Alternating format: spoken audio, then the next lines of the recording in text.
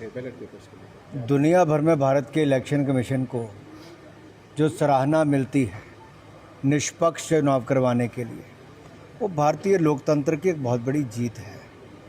लेकिन कुछ राजनीतिक दल जब देश में चुनाव हारते हैं तो उसका ठीकरा इलेक्शन कमीशन पर, ईवीएम पर फोड़ते हैं और लगातार बहाने ढूंढते हैं।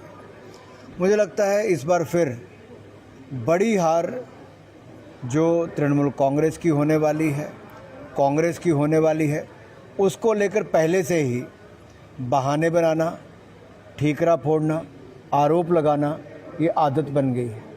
चुनाव के समय ममता बनर्जी जी की बौखलाहट, झटपटाहट, घबराहट स्पष्ट नज़र आती थी कि जनता ने उनको नकार दिया है। 15 साल का कुशासन और दुशासन को जनता उससे मुक्ति चाहती थी।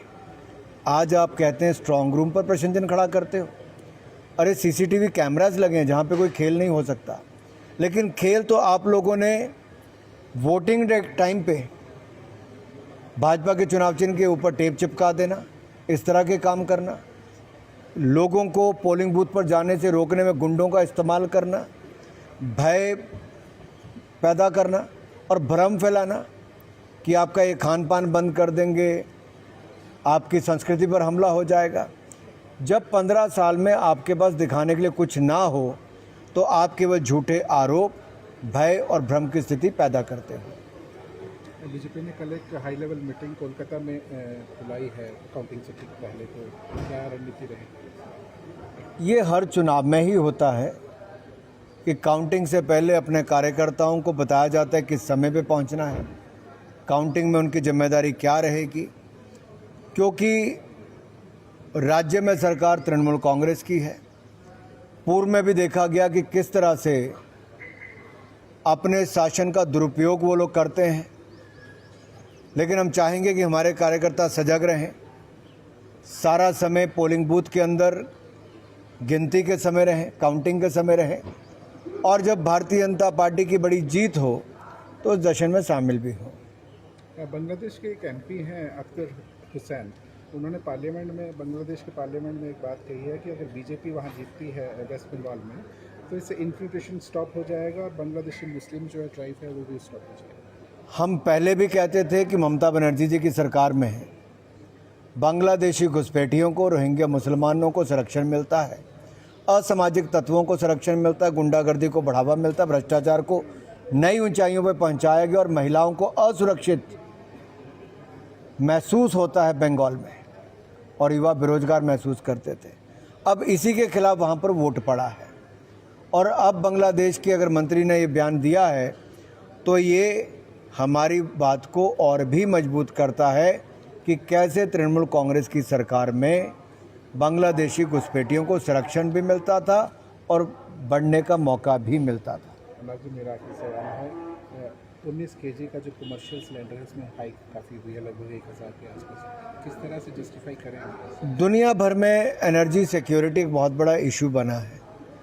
सप्लाई चेन डिसरप्शन हो, स्टेट ऑफ हॉर्मुज़ की जब बात की जाए तो वहाँ से जिस तरह से स्थिति बनी हुई है वो केवल भारत नहीं, दुनिया भर के देशों के लिए एक बहुत बड़ी चिंता का विषय बन गया है। अंतर्राष्ट्रीय मूल्य गैस का हो या क्रूड ऑयल का हो, वो इतनी ऊंचाइयों पर है कि पिछले 10-20 सालों में कभी वहाँ पे देखा नहीं गया थे। तो इसको लेके भारत सरकार गंभीर भी है। अपने केंद्र के टैक्सों की कटौती भी हमने की है, और आगे भी हमारा प्रयास है कि जनता के ऊपर बोझ ना पड़े, किसानों के ऊपर फर्टिलाइज़र के बढ़ते दामों का बोझ ना पड़े, तो उसमें सब्सिडी का प्रावधान ज़्यादा किया गया है। अब ये चिंता केवल भारत की नहीं, पूरी दुनिया भर की है, लेकिन उसको सही तरीके से निपटने का काम और जनता पे बोझ ज़्यादा ना पड़े वो मोदी जी की सरकार कर रही है और आगे भी करेंगे। क्या ये माना जाए कि हाइक टेम्परेरी होगी? मैं इतना ही कहूँगा, जो वैश्विक परिस्थितियाँ हैं वो बहुत चिंताजनक है। वैश्विक परिस्थितियों ने क्रूड ऑयल और गैस के दाम बढ़ाए हैं। वैश्विक परिस्थितियों के कारण ट्रांसपोर्टेशन में डिसरप्शन आई है, रुकावटें पैदा हुई हैं, जो आप और मेरे या किसी सरकार के हाथ में नहीं है। वो अंतर्राष्ट्रीय संकट है जिसके कारण ये संकट कई देशों में बना हुआ है।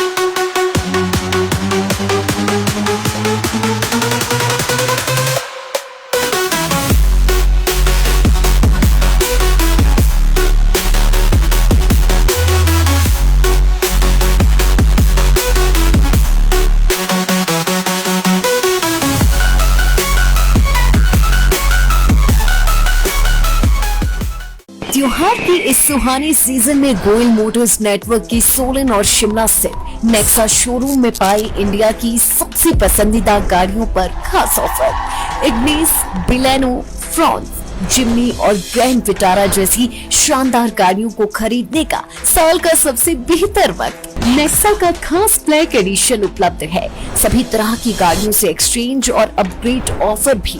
तो देर किस बात की, आज ही सोलन या शिमला में गोयल मोटर्स के नेक्सा शोरूम में पधारे और पाए कार खरीदारी का एक कभी ना भूलने वाला सुखद अनुभव।